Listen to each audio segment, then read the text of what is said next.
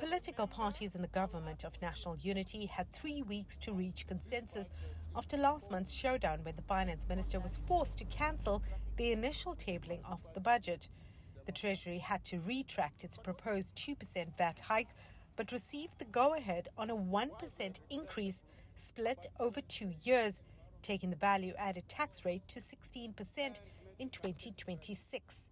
Madam Speaker, VAT is a tax that affects everyone. By opting for a marginal increase to VAT, its divisional effect and impact were costly considered.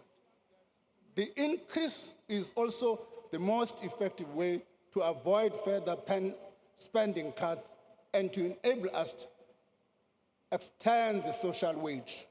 The 0.5% hike in VAT will rake in around $1.5 billion in revenue this year, less than half of the $3.5 billion that would have come in under the 2% VAT hike proposed in February.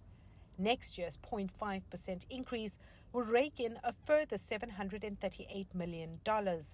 In order to fill the gap, social grant recipients will get a smaller increase this year. Home Affairs will also receive less, and the contingency reserve has been reduced to $270 million.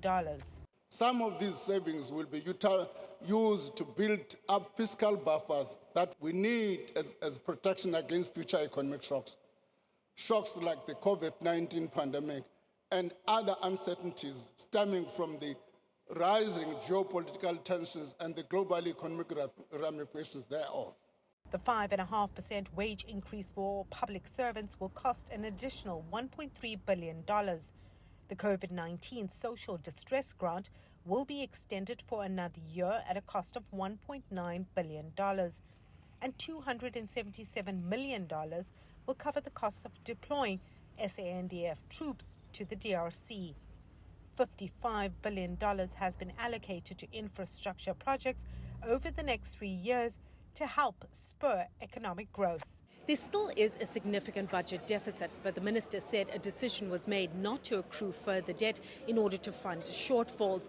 The Treasury projects that debt will peak next year at 76.2% of GDP and recede in the following years. But with just 1.8% growth forecast over the medium term, South Africa's finances will remain strained.